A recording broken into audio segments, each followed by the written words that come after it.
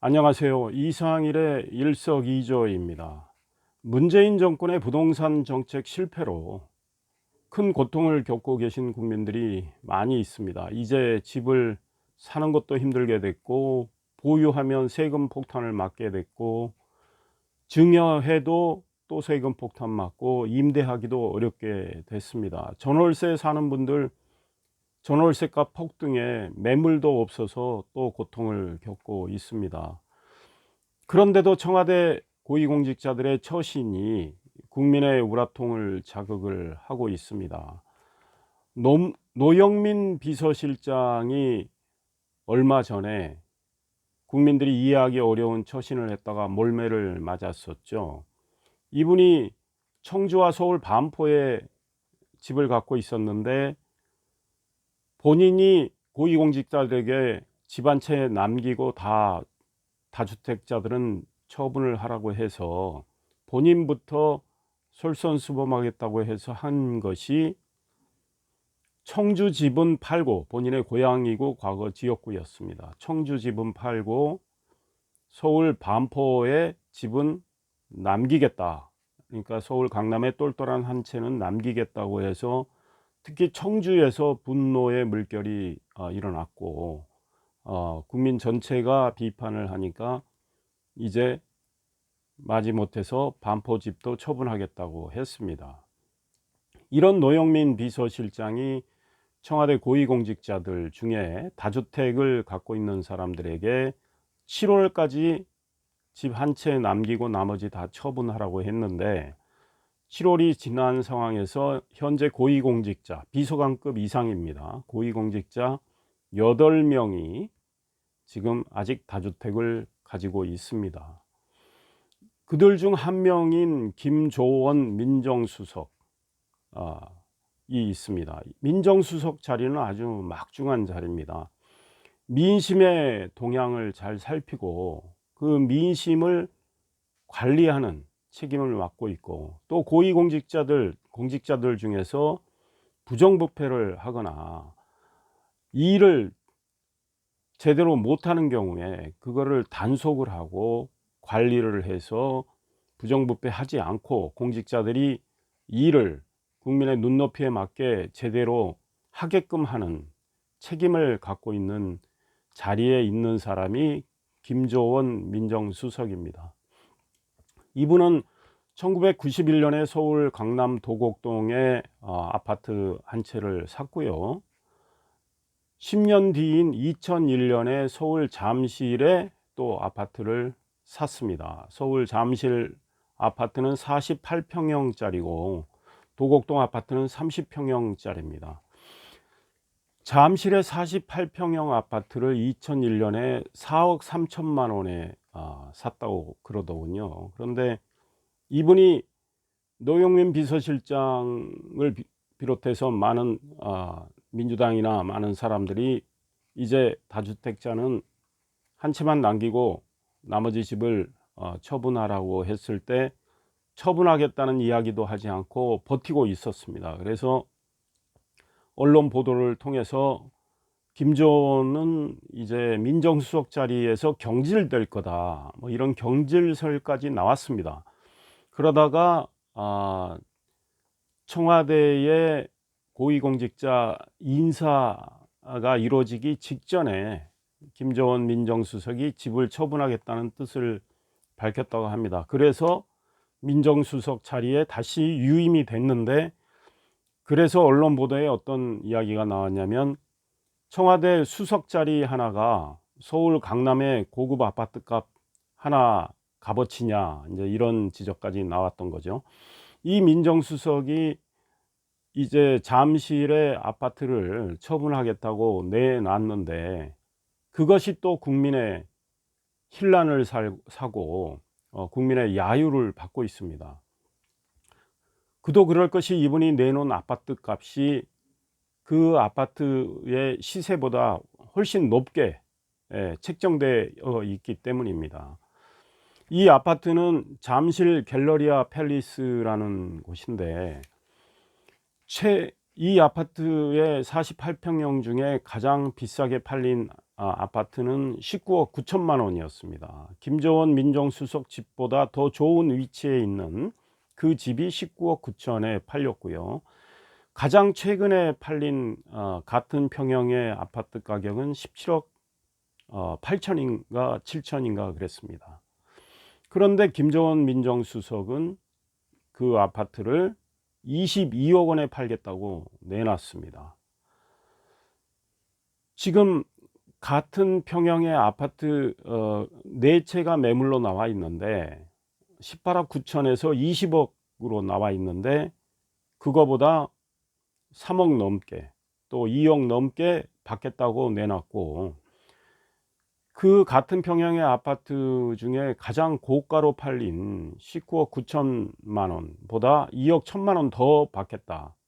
층수는 그보다 안 좋은데도 2억 1천만 원 더 받겠다고 해서 내놨던 것이죠. 그러니까 말이 되는 거냐, 이제 이런 비판이 쏟아지면서 이 청와대 김정은 민정수석의 의도가 무엇이냐, 이런 여러 가지 관측이 나오고 있는 거죠. 첫째는 청와대에서 고위공직자들 중에 다주택자는 아파트를 다 처분하겠다, 한 채만 남기고, 이렇게 공언을 했는데 김정은 민정수석은 사실상 그 아파트, 강남의 잠실에 그 아파트를 팔 생각이 없었기 때문에 팔겠다는 가격을 터무니없이 높게 책정을 한 거 아니냐, 이런 관측이 나오는 거고, 한편으로는 문재인 정권이 집값을 반드시 떨어뜨리고 잡겠다고 호언장담했는데 김정은 민정수석은 속으로는 그걸 안 믿는 거 아니냐,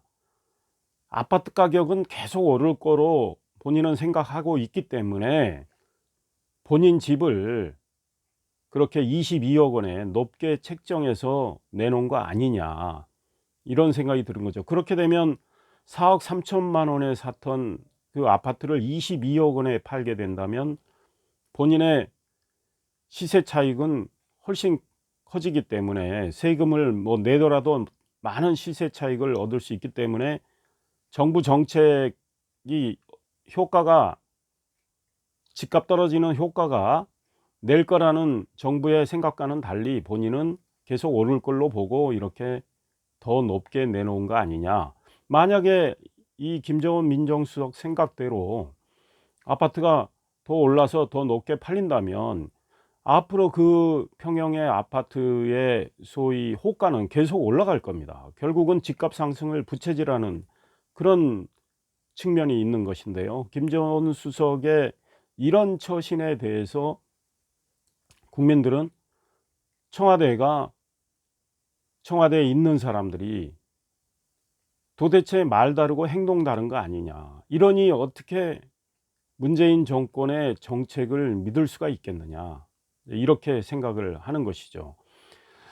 김정은 수석이 내놓은 아파트는 주변의 중개업소의 공동 매물 정보망에 올라 있지 않은 겁니다. 그러니까 특정 업소를 통해서 조용히 높은 가격으로 처분하려고 했든지 아니면 아파트가 안 팔리기를 원했던 건지 모르겠습니다. 그러니 어찌됐든 공개적으로 많이 알려서 그렇게 처분할 생각은 없었던 것이죠. 이거를 언론의 취재를 통해서 국민들이 알게 된 거죠. 그랬더니 국민들의 비난이 쏟아지고 하니까 청와대가 해명한 것 또한 가관입니다. 청와대 해명이 어떻게 나왔냐면요, 김정은 민정수석은 아파트를 팔겠다고 내놓은 뒤 뭐 가격이나 이런 동향에 대해서는 잘 모르는 거로 안다고 말했다. 통상 부동산을 거래할 때 남자들은 뭐 매매 가격이나 이런 거에 대해서 잘 모르지 않느냐, 이렇게 청와대에서 해명을 했습니다.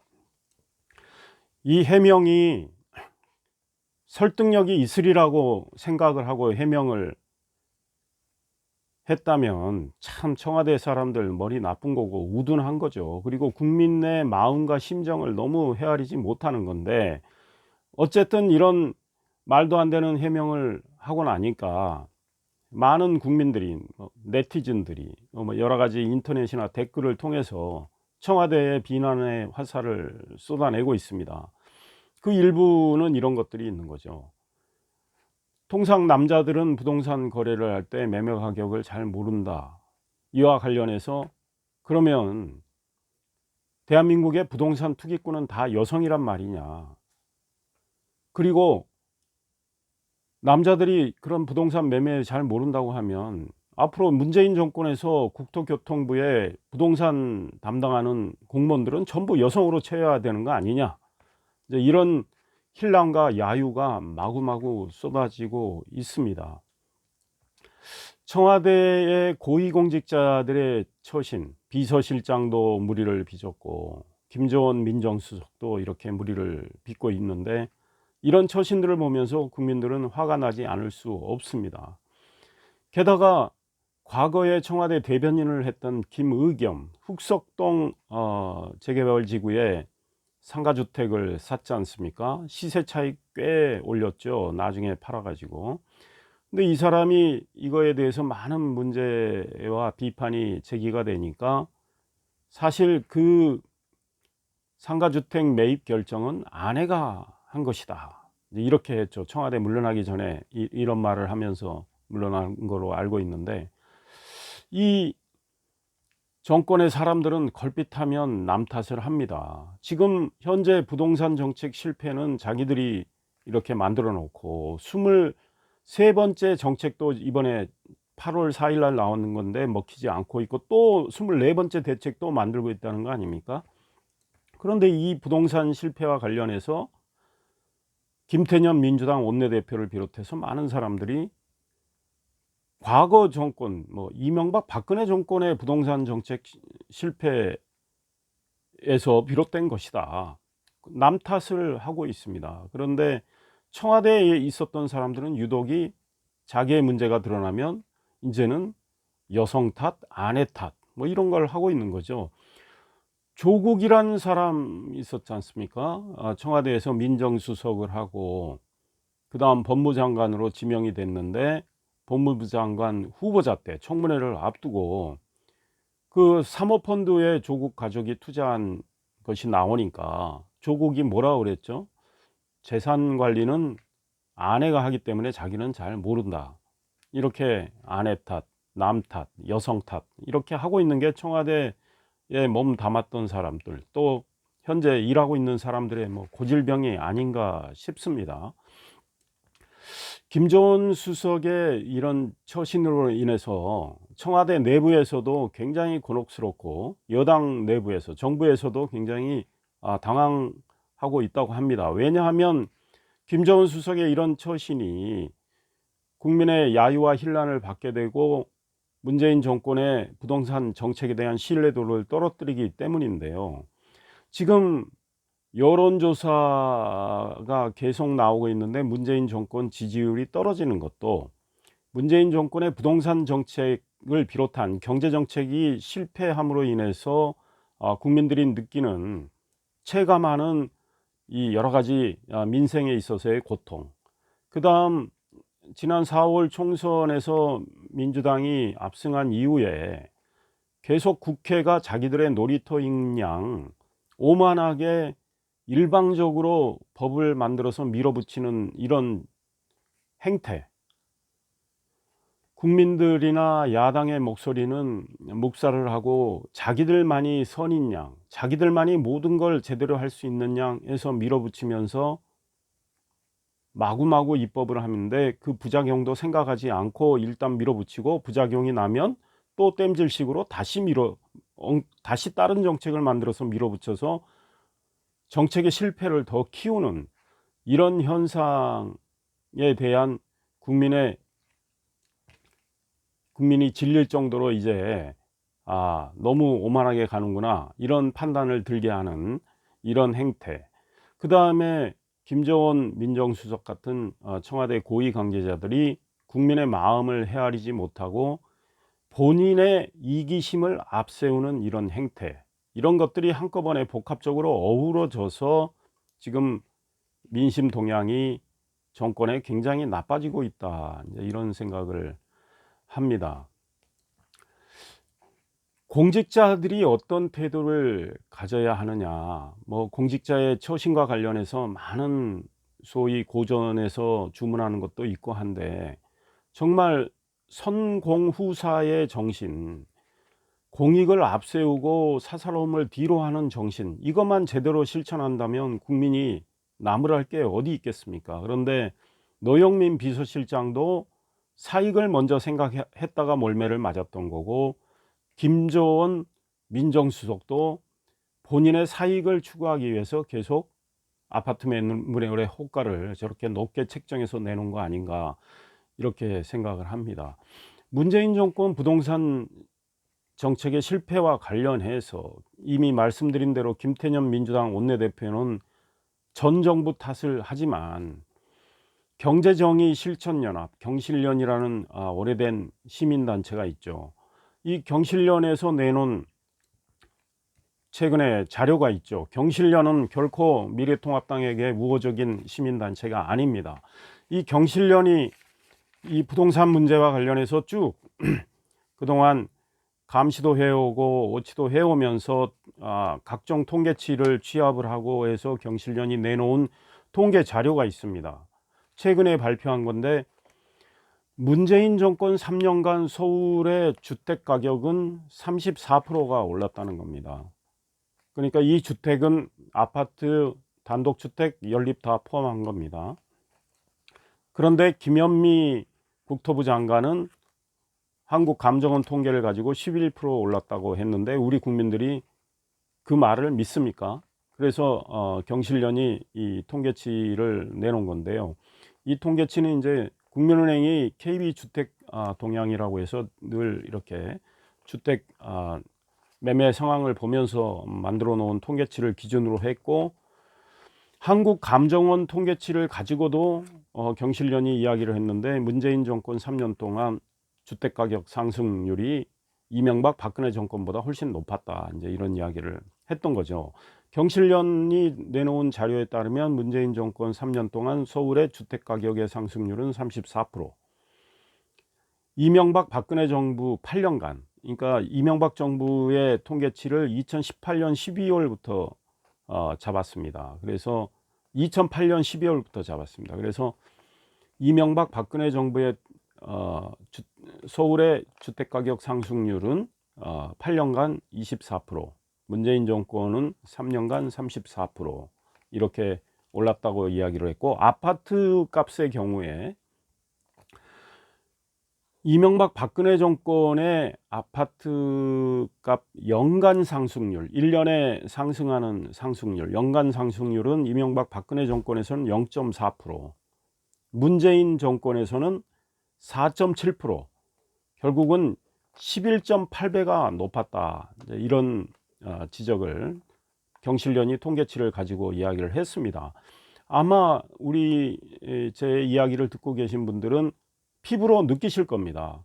문재인 정권 3년간 이 아파트값 상승이 얼마나 높았는지, 얼마나 컸는지 느끼고 계실 거고, 지난 3년 동안 서울에 이렇게 아파트값이 계속 올라가니까 외국인들, 특히 중국인들, 뭐 미국인들도 들어와서 집을 많이 샀지만, 특히 중국인들이 많이 서울에 집을 샀다는 거 아닙니까? 아파트를 샀다는 거 아닙니까? 그래서 이제는 서울의 아파트를 전세나 월세 사는데 집주인이 중국인 경우에 중국인 집 밑으로 전세나 월세 들어가는 경우도 굉장히 많지 않나, 이런 언론 보도까지 나왔습니다. 이와 관련해서 문재인 정권은 책임감을 느끼긴커녕 전 정부 탓을 하고 있고, 그 다음에 이걸 잡겠다고 계속 막무가내식으로 각종 규제를 하고 있는데, 그 결과는 우리 서울 시민 국민들의 지금 비명으로 나타나고 있습니다. 그런 가운데 문재인 정권의 고위공직자들은 사익을 추구하는 이런 현실을 우리가 목도를 하고 있습니다. 그러니 이제 어떻게 해야 되겠습니까? 제 생각에는 내년에 서울시장, 부산시장 보궐선거가 있습니다. 그리고 국회의원 보궐선거도 몇 군데 있을 수 있습니다. 서울시장, 부산시장 보궐선거는 확정적입니다. 내후년에는 대통령 선거와 지방선거가 있습니다. 이제 우리 국민들께서 선거를 통해서 지난 4월에는 민주당한테 힘을 실어줬는데 국민들의 기대에 정말 미치는, 국민들의 기대에 부응하는 활동을 하고 있다고 생각하십니까? 만약에 그렇게 생각하지 않으신다면, 또 이렇게 부동산 정책을 엉터리로 마구 밀어붙이는 이 정권이 국민의 기대에 정말 어긋나고 있다고 판단하신다면, 그 다음에 청와대 김조원 민정수석 같은 고위공직자들이 국민의 염장을 지르고 있다고 생각하신다면, 당장 내년 서울시장, 부산시장 보궐선거에서 투표권을 가지신 우리 국민들께서 심판의 표를 던져주시는 게 옳다고 생각합니다. 그리고 내후년에 우리 국민들이, 온 국민들이 투표할 수 있는, 온 유권자들이 투표할 수 있는 그 기회가 왔을 때 국민들이 무섭다는 걸 보여주셔야 한다고 생각을 합니다. 민심의 바다는 배를 띄우기도 합니다. 여기서 배는 권력인 거죠. 민심의 바다는 권력의 배를 띄우기도 하죠. 그러나 민심의 바다는 권력의 배를 전복시키기도 한다, 이런 말이 있는 거 아닙니까? 민심의 바다가 무섭다는 걸 이 오만한 권력이 느끼게끔 내년 보궐선거, 내후년 대선 지방선거에서 투표권을 가진 우리 유권자들께서 민심의 바다가 무섭다는 걸 권력의 배를 전복시킴으로써 보여주시기를 바랍니다. 이상일의 일석이조였습니다. 감사합니다.